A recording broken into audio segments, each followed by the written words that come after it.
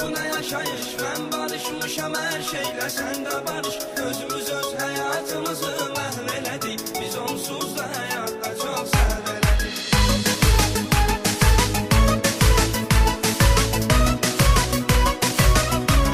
Alişka Production təqdim edir.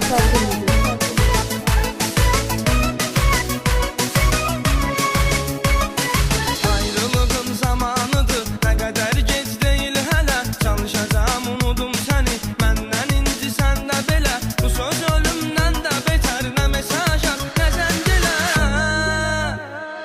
Ayrılığın zamanıdır, ne kadar geç değil hele. Çalışacağım unudum seni, menden inci sen de belə. Bu söz ölümden de beter, ne mesaj at ne zəncile.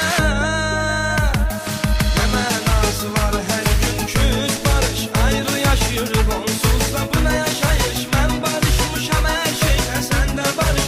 Özümüz öz hayatımızı mahveledik. Biz onsuz da hayatta çok seveledik.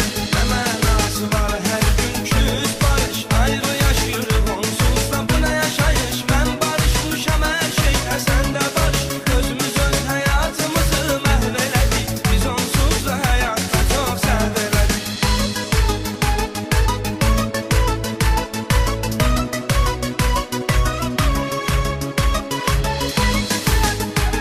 Alişka Production təqdim edir.